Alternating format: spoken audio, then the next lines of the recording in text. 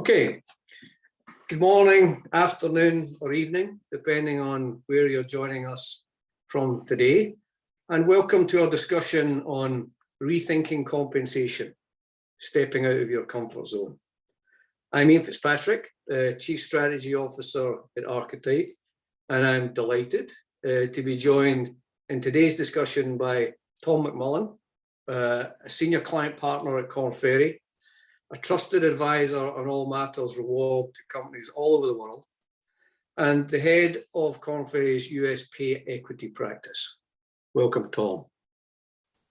Tom, as we talked about in preparation for today's discussion, compensation is on a path of transformation. Not only have organizations had to change their perspective on rewards in the wake of the pandemic and the subsequent Great Resignation, as it was labelled, but also recent shifts in compensation laws and regulations are forcing employers to go back to the drawing board to align leadership, empower managers, and to craft new and effective communication strategies.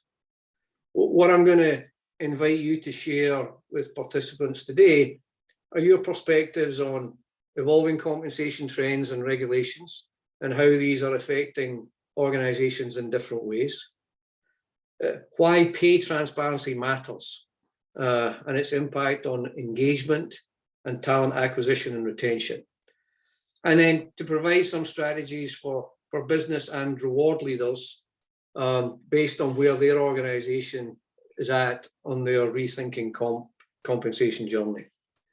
So maybe to get going then, Tom, can you help provide the context, set the stage? What are some of the issues and opportunities you're seeing in compensation today? Yeah, thanks, Iain. It's a pleasure to be here today.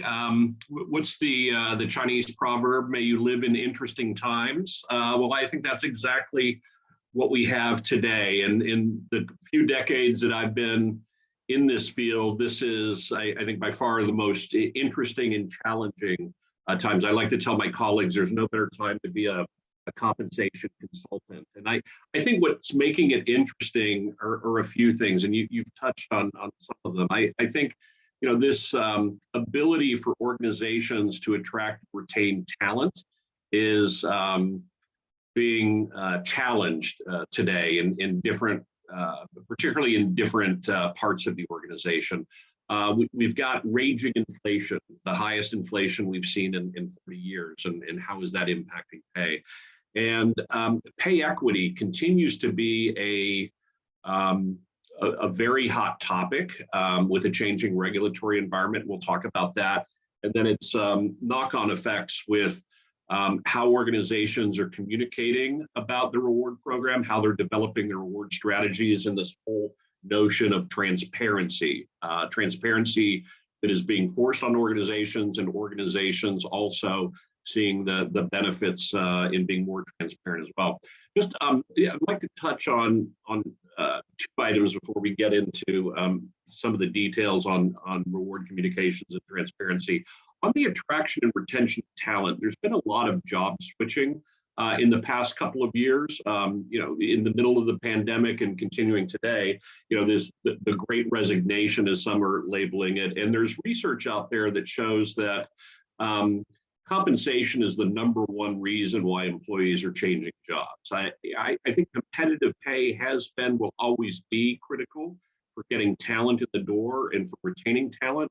Whether it's the #1 reason, I think it depends. I think it varies based on the role. I think pay issues are more acute for hourly and support roles, and maybe, while still important, less important than some other factors for management in professional roles where other factors come into play. To borrow on kind of an analogy in the consumer product sector, you try to win at two moments of truth. The first moment of truth is getting talent in the door. So attracting talent where they've got a choice to work for you or another organization. And when you're attracting talent, there are limited reference posts that talent has available to them. The compensation and benefits offer is clearly one. the brand reputation of the organization, how the incumbent feels about the people they talk to, or another. So I would say compensation and benefits plays a more pivotal, critical role for organizations to win at the first moment of truth in terms of getting that talent in the door. The second moment of truth is, why I, as an employee, wake up every day and decide to go back to the employer that I'm working for. I think other factors start to come into play for organizations to win at the second moment of truth, particularly non-financial rewards. What we've seen with management and professional jobs, the number one differentiator on why talent stays or why they exit organizations tends to be in career development opportunities. If I'm not getting them here at my organization, I'm going to seek to get them elsewhere. But other things like working for a winner, doing meaningful and purposeful work. Am I energized by the climate and the culture of the organization? Do I like the people I work with? Do I like my boss? And recognitions and rewards are clearly a part of this, but I think part of a broader range of criteria. For hourlies and support roles, I think pay is more prevalent as a criteria, but so too are benefits. Having a flexible work environment is a key differentiator for hourly roles, and proximity to work. So all of these things working in concert, you just can't throw a lot of money in a situation and expect to get the talent you want or to retain the talent you want. It needs to be operating in concert with your non-financial rewards. Regarding inflation, this is a very hot topic. Inflation's at 8.5%, the highest it's been in 4 decades. At the same time, salary increases are at a 10-year high. For about the past 10 years, we've been running 3.5%. Now the median increases are tracking between 4 to 4.5%, and this year and the forecasts over the summer are pointing that way for 2023. So there's still that 4% gap between the inflation rate and salary increases. So organizations aren't keeping up with that. Now, most organizations, the vast majority, don't set their salary budgets based on inflation. They set them based on the cost of labor and the rate of pay increases going up in organizations, which is lagging it. In much of the past 10 years, those increases have exceeded inflation. You didn't hear about employees saying, oh, maybe that's too much of an increase, but now we're hearing it that there's this deficit situation. So it is causing organizations to rethink how much they invest in folks, both from a base cash standpoint and a variable pay standpoint. If organizations are lagging behind where they want to be, we have seen organizations stepping up and providing more funding to their base pay programs. If, on the other hand, companies are reasonably competitive in where they want to be, we have seen an appetite for organizations to provide more funding in terms of supplemental one-off checks or a series of checks to subsets of employees, typically lower paid individuals in the organization, to keep them whole a little bit and help offset some of the rising costs in fuel and housing and wage costs. So those are some of the things that we're seeing in terms of the talent crunch and in inflation. Thanks for that, Thomas. I mean, it's to summarize there, appreciate that overview on the traction, retention, and inflation. You also mentioned at the kickoff issues around pay equity and reward communications and transparency. So I'll invite you to expand on those. So on this topic of pay equity, you mentioned sort of the changes to the regulatory environment. How are those coming into play?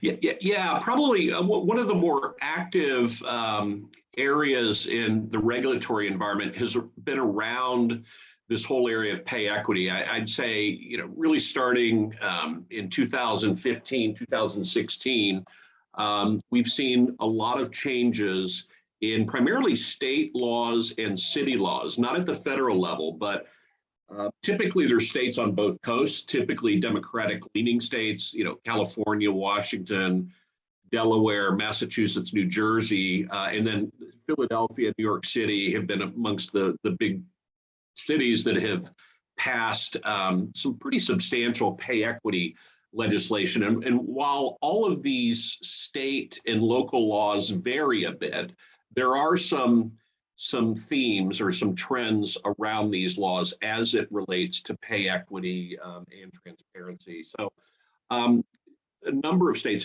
New Jersey, for example, has broadened out their protected classes of employee groups. So, the classic ones are, you can't discriminate in pay by gender, race, ethnicity, age, but there's a broad, I think New Jersey's kind of pushed that out to maybe 19 different classes. So new classes such as sexual orientation, pregnancy status, marital status, veteran status are coming into play, that you can't vary or have discriminatory pay practices there.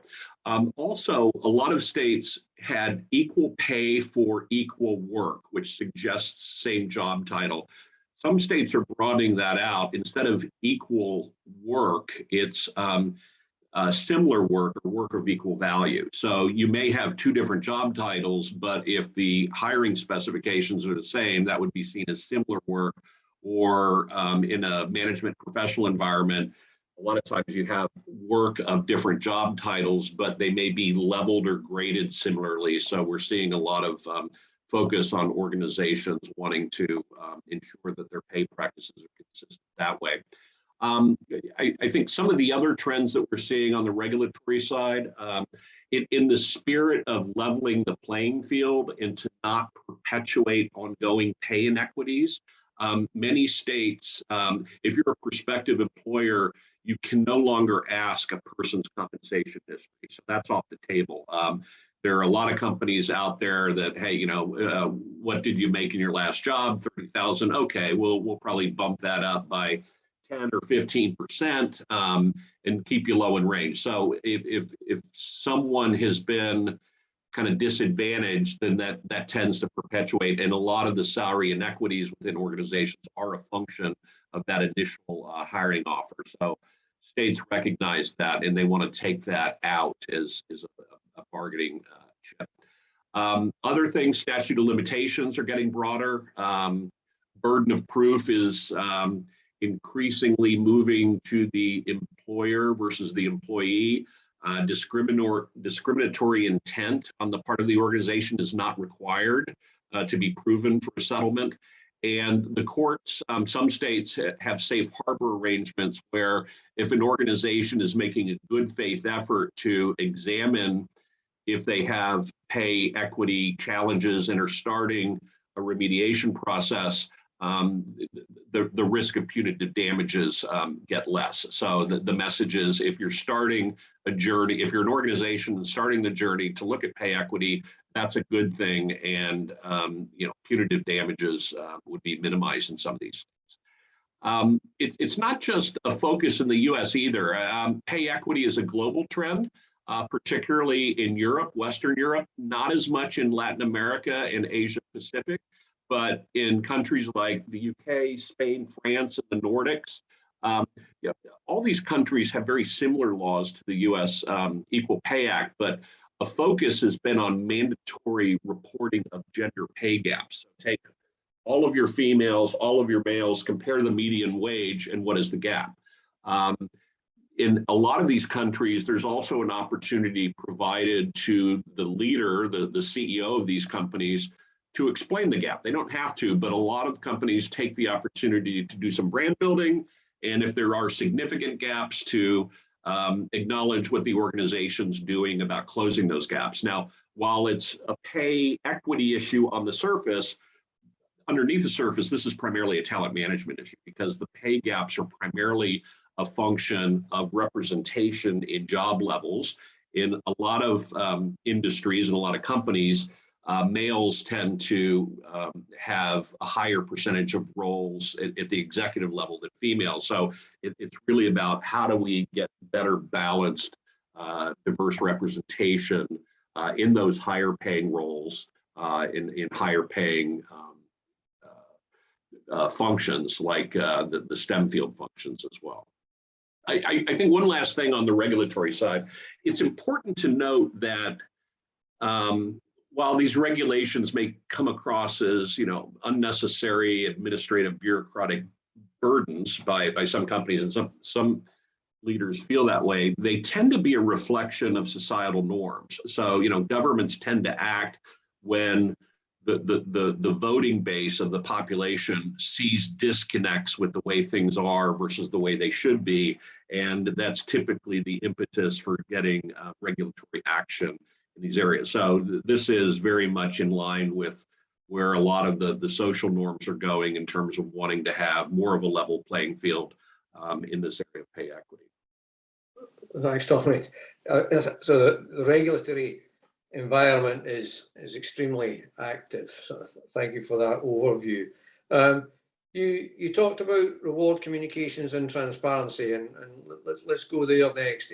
I know you've long been a proponent for having, not just well-designed reward strategies, but having effective reward communications practices in place. What can you share about what's happening on that front?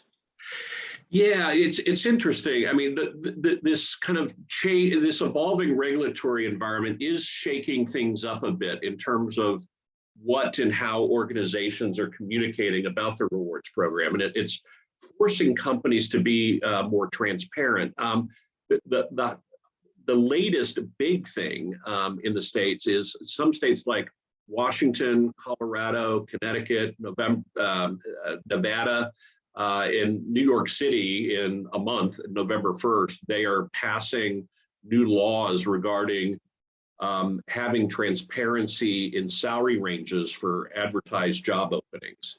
And again, in the spirit of leveling the playing field, so prospective job candidates have an understanding of what the job is worth.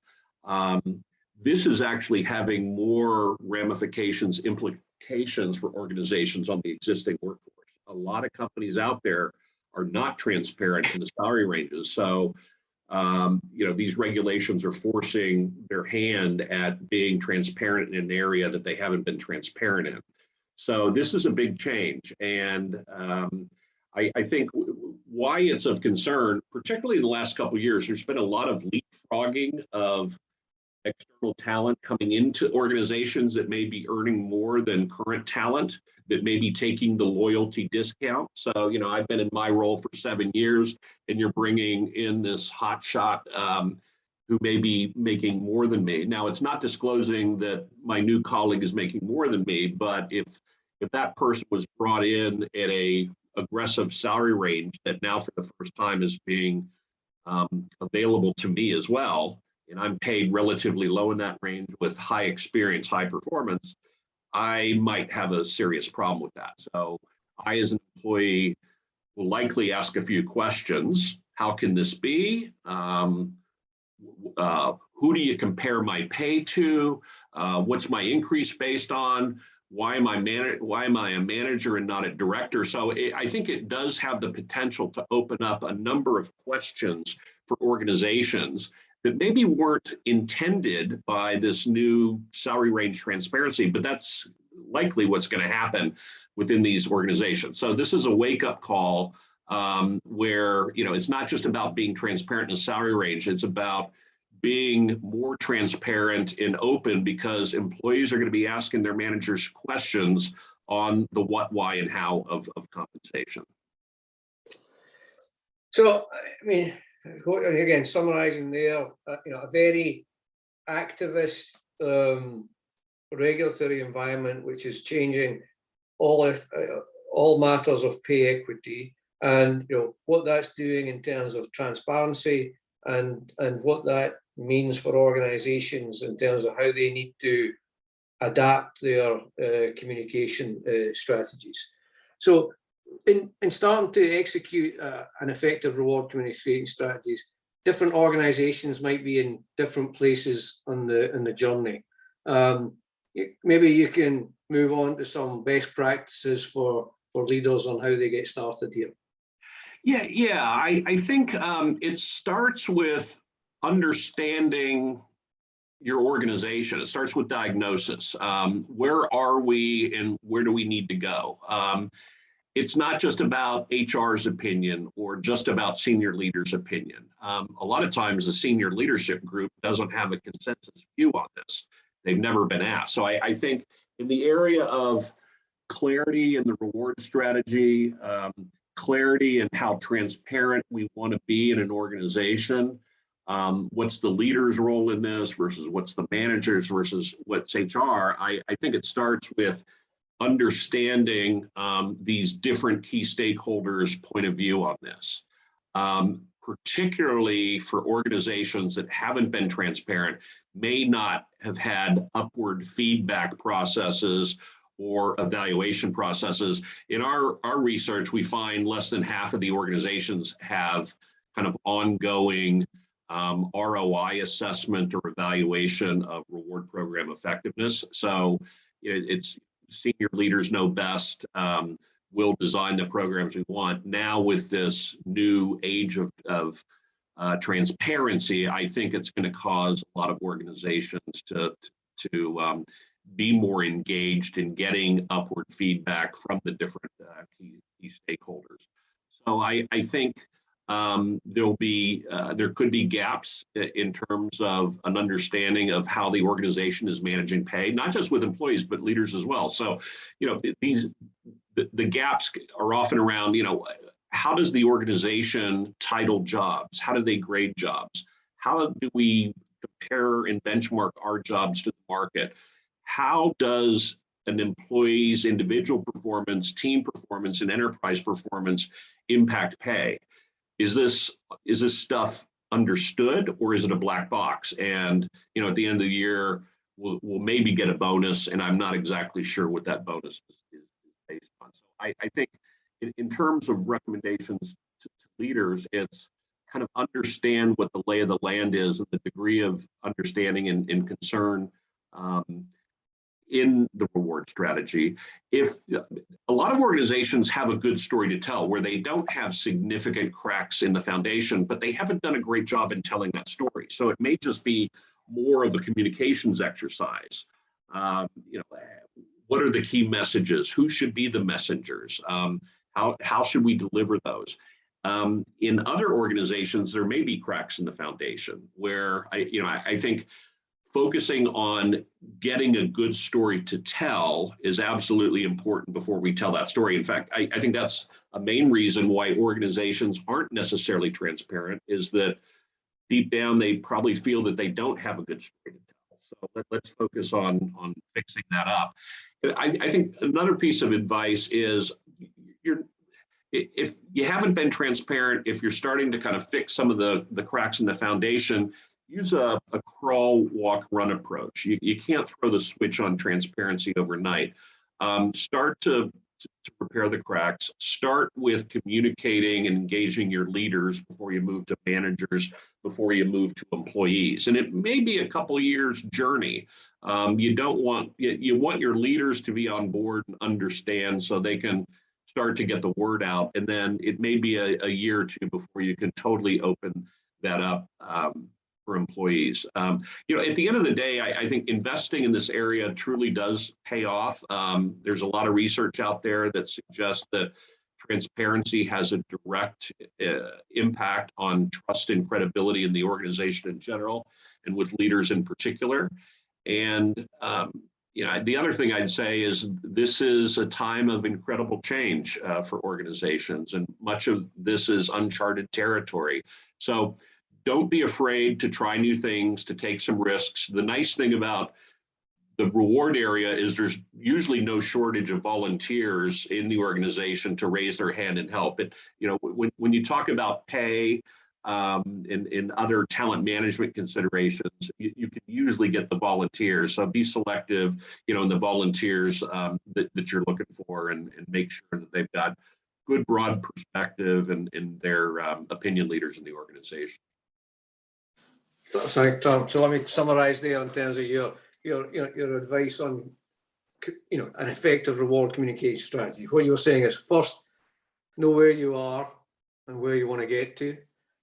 Secondly, ensure you've got that good story and then, prepare how you're going to tell that story, and consider, your crawl, walk, run approach. And, and also resonates what you're saying there is that transparency correlates with leadership, trust, and credibility. So, it's not only the right thing to do, but it's an effective thing to do as a leader in the organization. Yeah, I think that's right. And there's always the question on granularity. I think at a minimum, being transparent with the principles and objectives of the reward program in general and the various components of that, base pay, variable pay, pay for performance, the benefits program, that if you haven't done a good job kind of crafting those messages and getting them out, that's an obvious place to start. Then there's a question on how detailed do we get in the various administrative provisions. I think having as much of that available on an on-demand basis is great, but don't spend your limited kind of bandwidth and share of mind getting into all the intricate details. You want the core messaging around this is how the base pay program works. This is why we do things the way that we do. This is your role as an employee in that. And then if they want to find out more, give them some resources to do that. Okay, thanks, Tom. In the time we've got remaining, we had a couple of questions come in, and invite participants to add more as they want. So, the first question here is around viability. And the comment is, for the last 15 or 20 or so years, it's been a viable strategy on pay transparency to do nothing. It's not easy for some of the reasons that you've talked about. Does that remain a viable strategy?